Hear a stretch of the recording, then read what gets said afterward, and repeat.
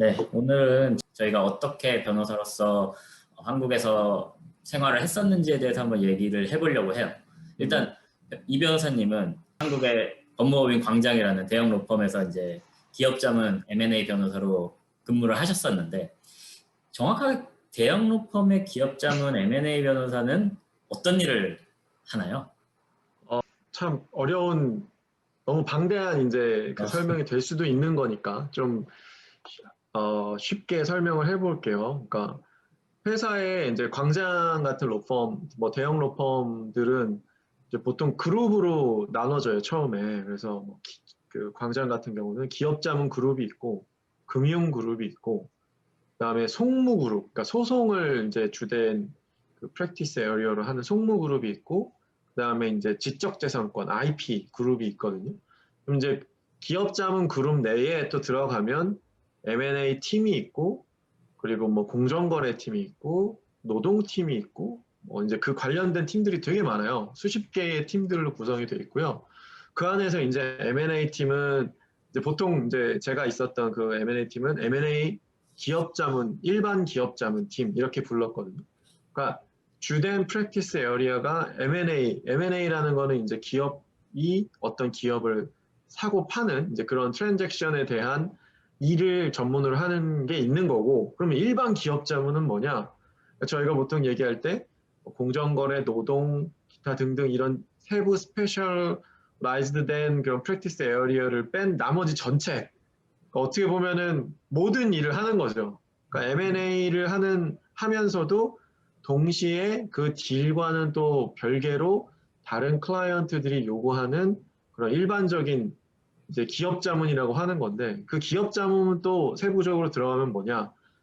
회사에서 일어나는 또 모든 일이에요. 모든 그 회사에서 일어나는 뭐 계약, 아니면 뭐 어떤 프로젝트를 하기 위해서 필요한 인허가가 뭐가 있는지, 그리고 어떤 이제 기업의 비즈니스를 수행하다가 나오는 그냥 진짜 팝업되는 이슈들, 그거는 이제 뭐 예를 들어서 공정거래나 노동팀이나 뭐 텍스팀이나 이런 전문가들이 또 하는 영역이 있는데, 그렇게 카테고라이징 하기엔 또 애매한 일들이 되게 많아요. 저 같은 경우는 1년 차부터 그런 류의 일을 하나 한 게 뭐였냐면 산업단지와 관련된 일이었어요. 그러니까 제가 1년 차 때 이제 선배가 이거 같이 하자고 해서 들어갔는데, 이제 어떤 이제 대기업이 이제 M&A를 하는 거였어요. 이제 일본 기업이랑 M&A를 하는 거였는데, 저희가 이제 한국 회사를 대리하는 거였고, 근데 이제 그 M&A의 대상이 되는 그 부지 중에 하나가 산업단지에 있는 땅이었거든요. 근데 그게 이제 저도 이제 그때 처음 한 거죠. 정말 뭐 온갖 법이 다 짬뽕돼 있고, 막 온갖 법률 이슈가 있고, 그 안에서 그게 이제 산업부가 관할하는 이슈지만 또 다른 뭐 환경 이슈도 있고, 뭐 온갖 이슈들이 있는 거를 이제 어쩌다 보니까 제가 수행을 하게 돼가지고, 나중에 유학을 오기 전까지도 계속 그 분야 쪽으로 계속 일을 했었는데, 그러니까 기업 자문이라는 거는 말 그대로 기업이 어떤 M&A, 오퍼레이션, 매니지먼트 뭐 여러 가지에서 나오는 법률 이슈를 그러니까 다 보는 그런, 약간 어떻게 보면은 자문 변호사 안에서도 굉장히 제너럴리스트한 영역인 것 같아요. 그게 왜냐하면은 M&A 분야도 사실 그렇거든요. M&A 분야도 그런 트랜잭션 관련 이제 뭐 절차라든가 뭐 그런 스킬 같은 거를 저희가 익히는 것도 있지만, 그 안에 있는 법률의 영역은 뭐 말 그대로 상법부터 시작해서 뭐 그런 부동산 관련 법, 또 그런 IP 관련 노동, 텍스 이걸 다 봐야 되기 때문에 뭐 아주 딥리 보지는 못해도 얕은 걸로 넓게 봐야 되는 그런 또 능력이 필요한데, M&A 변호사는 그 일반 기업 자문도 마찬가지로 회사가 겪는 모든 다양한 분야의 법률 이슈들을 이제 경험할 수 있는. 사내 변호사랑 굉장히 또 업무가 많이 겹치는 것 같아요. 그러니까 일반 기업자문 맞아요. 변호사들이 하는 일이 사실 사내 변호사도 마찬가지로 뭐 기본적으로는 뭐 회사에 따라 다르고 부서에 따라 다르고, 법무 안에서도 이제 법무실 안에서도 뭐 기업 법무가 있고 IP 뭐 특허 지식재산 법무팀 나눠져 있기도 하고, 그다음에 또 직급에 따라서도 많이 다르고, 마찬가지로 인하우스들도 똑같이 음, 음, 음, 계약서 음. 검토가 거의 메인이고, 그 외에 이제 매일매일 발생하는 회사의 뭐 영업 비즈니스와 관련된 법률 자문, 그리고 또 중요한 부분 중에 하나는 뭐 대관, 감사 업무, 대응하는 거, 뭐 이런 부분들 다 짬뽕돼서 정말 말씀하신 것처럼 얇지만 아주 넓은 스펙트럼의 일을 또 처리를 해야 된다는 점이 인하우스 사내 변호사들과 기업 자문 변호사는 굉장히 궤를 같이 한다라는 생각이 많이 드네요. 맞아요. 제가 이제 기업 자문 변호사로 일을 할 때도 그래서 보통은 이제 그런 사내 변호사님들이랑 많이 같이 일을 해요. 그러면서 뭐 전문적인 분야에 대해서는 또 다른 이제 전문 뭐 노동, 텍스, 뭐 공정거래 변호사님들이랑 또 같이 협업을 많이 하거든요. 그 일반 기업 자문 M&A 변호사들은. 그러니까 또 사내 변호사님들이 하시는 것처럼 다른 변호사들이랑도 많이 같이 일을 해야 되고 꼭 변호사들이랑 같이 또 일을 하는 건 아니에요. 예를 들어서 뭐 등기 업무가 있다 그러면 법무사님이랑 같이 일을 하기도 하고 또 뭐 어떤 회계사들이랑도 일을 많이 하고 또 M&A 딜을 할 때는 이제 그런 인베스트먼트 뱅크에 계시는 이제 그런 어떻게 보면은 그런 컨설팅 업무 하시는 분들도 많이 만나고 다양한 이제 전문가들이랑 또 협업을 하는 게 또 비슷한 것 같아요.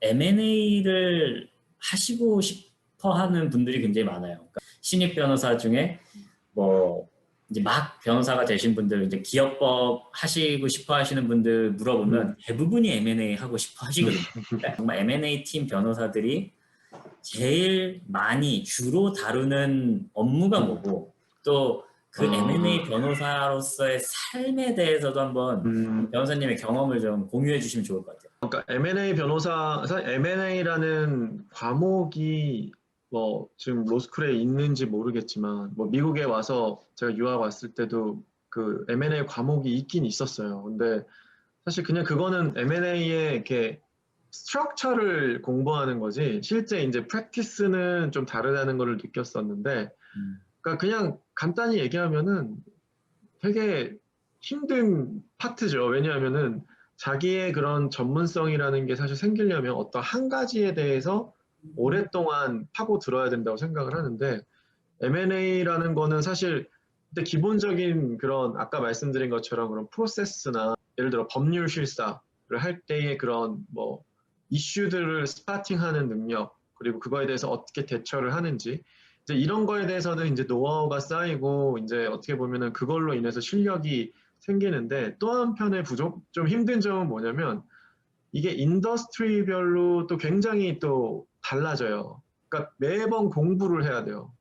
이제 예를 들어서 내가 M&A 변호사가 되고 싶으면 뭘 공부를 해야 되냐 아니면 뭘 지금부터 준비를 하고 있어야 되냐 그런 질문을 저도 받아요. 그리고 저도 예전에 그런 리크루트 했을 때 제가 이제 이 펌에 들어가기로 했을 때 선배를 만나서 제가 들어가기까지 뭐 지금 한 1년이 남았으니까 무슨 공부를 하면 제일 좋겠냐 그랬더니 딱 하신 말씀이 뭐 교과서가 있고 이렇지만 네가 경험해보지 않으면 몰라.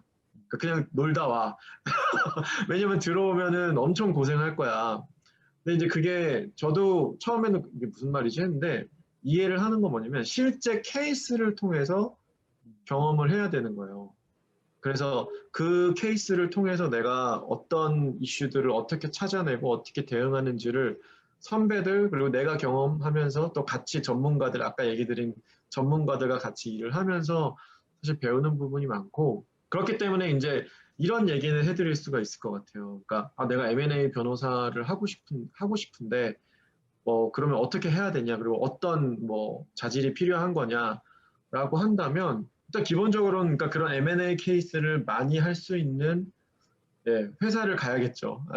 가서 그런 이제 많은 경험을 하신 분들이랑 같이 일을 하면서 배우는 게 중요한데 이제 어떤 자질이 필요하다고 생각하냐면 저는 그런 새로운 거를 경험하고 그게 굉장히 스트레스풀하지만 한편으로는 또 되게 그게 재밌거든요. 저는 사실 개인적으로는 굉장히 재밌다고 생각을 해요. 물론 일 자체는 어렵고 힘들지만 굉장히 보람을 느꼈는데 근데 마찬가지로 그러니까 본인이 그런 좀 새로운 거에 대해 도전하고 뭔가 좀 공부하고 그런 다양한 사람들을 만나서 이렇게 토론하고 이런 거를 좀 좋아하는 성격이라면 M&A 변호사를 하는 게 굉장히 즐거울 것 같고 이제 계속 이제 혼자서 예를 들어 소송 변호사랑 좀 비교를 해보자면 소송 변호사들은 이제 물론 다 같이 회의를 하고 이제 서면을 쓰지만 기본적으로는 이제 어떤 변호사로서의 그런 에어리어가 좀 확실하다고 생각이 들어요.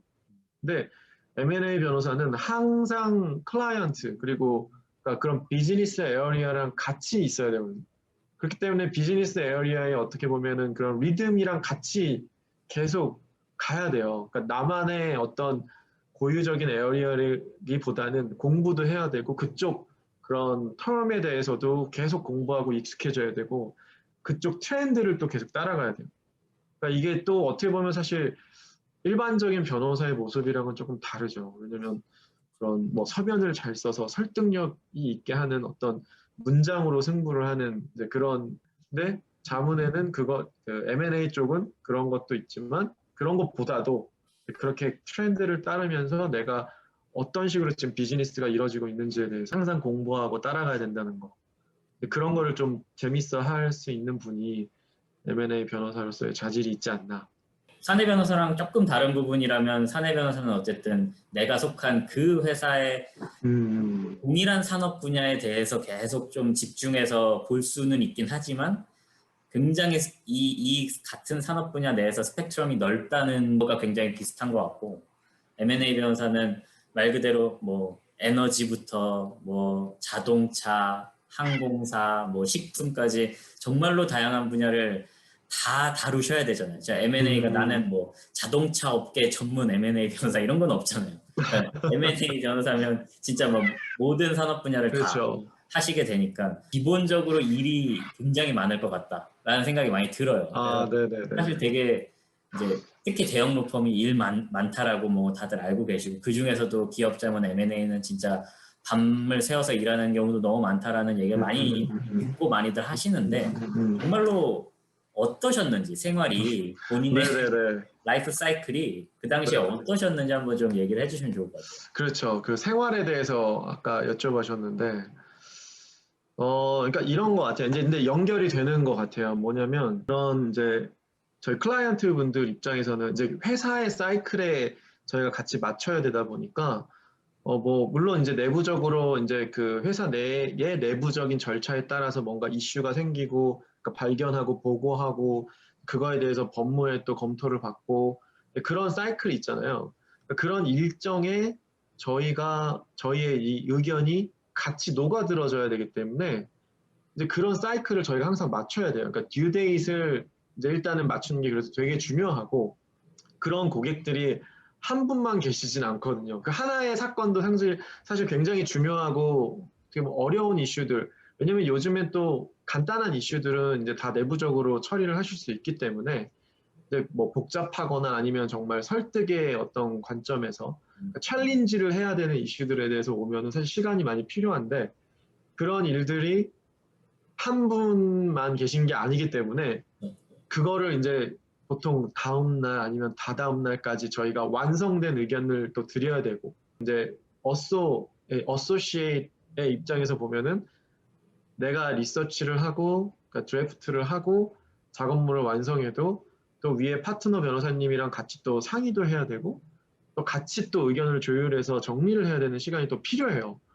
그러니까 이런 걸 다 고려하다 보면은 이게 결국은 이제 정상적인 이제 하루의 사이클이 뭐 예를 들어서 9 to 6라고 했을 때 사실 또 기본적으로 그거는 이제 저희 고객분들의 사이클인데 그거에 맞춰서 이제 모든 거를 저희가 또 맞춰서 준비를 하려면 9 to 6 안에는 보통 회의를 하거나 전화를 하거나 뭐 미팅을 하거나 뭐 그런 식으로 많이 일을 하게 되고 이제 일과가 끝난 다음에 이제 저희의 에어리어로 와서 이제 그런 리서치도 하고 회의도 하고 이제 변호사들끼리 회의도 하고 그런 뭐 다큐멘트를 만드는 일도 하고 하다 보니까 뭐 보통은 뭐 밤 늦게까지 일을 하게 되죠. 그게 이제 아까도 말씀하셨지만 소송 변호사랑의 좀 차이이기도 해요. 그래서 소송 변호사들 같은 경우 이제 법원의 길 또 고객의 어떤 그런 그 텀이라는 게 조금 시간이 있죠. 뭐 당장 내일까지 이거를 다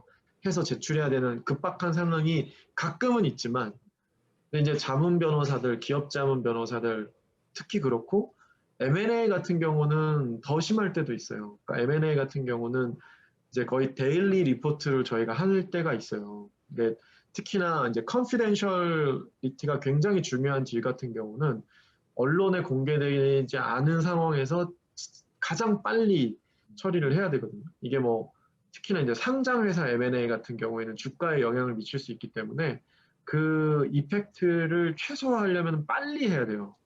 이게 또 M&A를 한 건만 하는 경우는 잘 없거든요. 그러니까 이게 또 결국 M&A도 몇 번씩 하게 되고, 근데 이게 또 어떤 건을 뭐 소홀히 할 수 있는 건 절대 아니기 때문에 그런 거를 맞춰서 살다 보면 사실 뭐 개인적인 그런 라이프 사이클을 맞추기가 좀 힘들죠. 로펌에 일을 주던 고객의 입장으로 참 많이 찔리는데요. 그러면 결국엔 정리를 하자면 로펌의 M&A 변호사로서 가장 중요한 덕목은 체력과 집에 자주 들어가지 않아도 이해해주는 가족이다. 이렇게 정리할 수 있을까요? 아, 그게 제가 그 생활과 관련해서 이제 사실 이해를 머리로는 다들 하죠. 하실 수 있어요. 근데 마음으로는 이해가 안 되기 때문에 항상 그 적절한 보상을 네, 가족들한테 시간이든 뭐 선물이든 뭐 네. 여러 가지로 보상을 해야 되는 게 있고, 근데 이제 그것도 그렇지만 어느 정도 이제 연차가 올라가면 그 자기가 할 수 있는 일의 범위와 또 걸리는 시간을 좀 어느 정도 예상을 할 수가 있어요. 내가 이 정도 일은 언제 몇 시간 걸리겠구나. 사실은 뭐 1, 2년 차까지는 그런 걸 가늠이 안 되기 때문에 거의 뭐 사실 오버나잇을 굉장히 많이 했던 것 같고, 3년 차 이후부터는 좀 관리라기보다는 이제 예상을 할 수 있기 때문에 좀 노력을 할 수 있죠, 개인적으로. 그러니까 뭐 일에 대해서 내가 좀 잠을 줄이거나 아니면은 뭐 좀 저녁은 무조건 내가 가족이랑 먹어야겠다. 음, 뭐 이런 식으로 좀 노력을 하는 것도 중요해요. 그래서 아까 말씀하신 것처럼 체력이 굉장히 중요하고 네. 그리고 가족적인 부분에 대해서는 물론 이해를 부탁하기도 하지만 본인도 굉장히 노력을 해야 되는 게 뭐 이거는 사실 뭐 어떤 변호사든 뭐 어떤 가정이든 다 마찬가지인데 특히 이제 뭐 기업 자문 M&A 변호사들은 더 열심히 해야 되는 것 같아요. 그러면 마지막으로 사실 이 2년 차 때 많이들 이직을 많이 생각하세요. 뭐 인하우스도 그렇고 뭐 어느 조직이든 이제 한 1년 차 때는 어리버리 정신없으니까 지나가고 2년 차쯤 되면 이제 조금 일에 대해서 눈을 뜨는데 너무 힘들고 그거에 대한 보상이 충분하지 않다는 생각이 이제 드는 시점이 약간 2년 차인 것 같아요. 지금 뭐 대형 로펌에서 M&A와 이제 기업 자문을 하시는 변호사분들 중에 2년 차인데 이 일을 내가 계속 할 수 있을까? 내가 이렇게 힘든 과정을 거치고 났을 때 나중에 파트너가 되고 어떤 모습으로 내가 어떤 변호사로서 살아갈 수 있을까에 대한 이 진로 고민을 많이 하시는 그런 변호사분들께 혹시 해주고 싶은 말이 있다면. 사실 이건 진짜 그냥 개인적인 저의 생각이고 어떤 뭐 M&A 변호사나 한국 변호사의 그런 뭐 사실 굉장히 많은 훨씬 더 지금 열심히 일하시는 분들이 많았기 때문에 뭐 제가 어떻게 얘기를 하는 게 맞는지는 잘 모르겠지만 그냥 저는 후배들한테도 사실 많이 그런 얘기를 했어요. 실제로. 그러니까 즐겁게 생활을 해야 되고 이게 왜냐면 하얗게 불태우고 뭔가 내가 한 건 크게 해서 뭔가 업적을 남기는 게 변호사의 인생은 아닌 것 같다는 얘기를 하거든요. 그러니까 변호사는 경험을 쌓으면서 오랫동안 어떤 분야에 대해서 전문성을 쌓는 게 큰 길이라고 생각을 하고 그렇기 때문에 그렇게 가려면은 사실 그런 자기가 스스로도 보람을 느껴야 되고 또 재밌어야 돼요. 그리고 그만큼의 보상을 또 받아야 더 나아갈 수 있는 또 어떻게 보면 원동력도 생기고 근데 이제 그런 아까 말씀하신 것처럼 내가 이 길이 맞나에 대해서 한번 그러니까 진지하게 고민하는 과정이 일단 되게 중요한 것 같고 그럴 때 이제 뭐 저도 개인적으로 그런 일이 있었어요. 저도 한 2, 3년 차 때쯤에 그런 고민을 했었고, 아, 진짜 이걸 해야 되나. 그러니까 일단 뭐, 기본적으로 체력적으로도 힘들고, 정신적인 스트레스도 많이 받고, 일을 한 1, 2년 했는데도, 뭐 내가 뭘 아는지 잘 모르겠고, 근데 선배들한테 물어봐도 나도 아직도 잘 모른다 그러고, 그럼 내가 이 길을 계속 가는 게 맞나 싶고, 그래서 막 여러 가지로 다른 진로에 대해서도 고민을 많이 했었는데, 사실 저는 대안이 없었어요. 다른 대안이 없었는데 그 이유가 이것만큼 또 재밌게 내가 할 수 있는 일이 있을까 싶었고 그러니까 힘들지 않은 일이 없잖아요 사실 뭐 무슨 일이든 간에 뭐 상대적으로 이게 더 나한테 맞다 안 맞다의 문제지 다 힘들다고 생각해요 막상 실제로 해보면 하지 않을 거라고 생각해도 그렇기 때문에 어쨌든 내가 가장 즐겁고 오래 할 수 있는 일을 생각하게 됐고 그래서 결국 그러다 보니까 대안이 없었고 그래서 예를 들어서 그 아까 말씀하신 것처럼 2, 3년 차 때 나가는 이제 후배들이 있었어요. 그 후배들한테 얘기를 할 때 뭐, 막 아쉽다 그래요. 막, 그러면, 아, 뭐 아쉽냐. 어차피 나가면 또 같은 에어리어에 있는 건데. 근데, 어떻게 보면 너는 좋은 대안을 찾은 거 아니냐. 좋은 대안을 찾아서 가서 거기서 또 행복하고 즐겁게 살면 되는구나. 네, 그게 중요한 거다. 뭐 예를 들어서 아까 말씀하신 그런 고민을 하는 분들이 계시다면 기본적으로 그 고민은 굉장히 건강한 고민이라는 걸 얘기를 드리고 싶고 근데 중요한 건 그 고민을 너무 오래 할 필요는 없는 것 같아요. 제가 리크루트 할 때도 이제 그런 얘기를 많이 하는데 리크루트 대상인 이제 리크루티들한테 뭐라 그러냐면 고민을 하면은 물론 고민은 중요한데 고민한다고 해결되지 않는 일들이 더 많거든요, 사실 세상에. 왜냐하면 아까 말씀드린 것처럼 프로스의 콘스가 있기 때문에 결국은 선택이에요. 선택하고 중요한 거는 일단 선택을 한 다음에 무브온을 하는 거죠. 그러니까 지금 그런 고민을 하고 계신 분들이 계시면 고민을 하되 너무 오래 하면 안 돼요.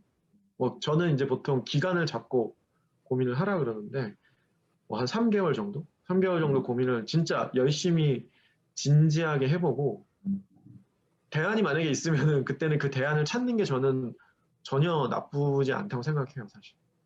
그리고 그 대안이 없거나 대안이 없다는 게 내가 딴 데 못 가니까 이걸 한다는 게 아니라 이게 그 중에서 내가 제일 좋아하는 거고 내가 제일 잘할 수 있는 거는 이제 그런 결론에 도달하시면 더 이상 고민을 너무 안 하시고 그 앞에 대해서 그렇다면 내가 이 길에서 어떻게 예를 들어 생활적으로도 아까 얘기한 것처럼 저녁은 내가 무조건 가족이랑 먹으면서 밸런스를 맞춰야겠다. 그러면 어떤 변호사들은 운동을 나는 무조건 하루에 1시간씩 하겠다. 휴가를 간다면 난 꼭 어디를 가겠다. 뭐 그런 목표들을 세우더라고요. 그렇게 해서 하나하나씩 이제 전문성도 쌓고 라이프 밸런스도 맞추고 그렇게 해서 이제 무브온 하면서 경험을 쌓고 그러면서 이제 변호사의 그 생활을 사시는 게 좋지 않을까 그렇게 생각을 합니다.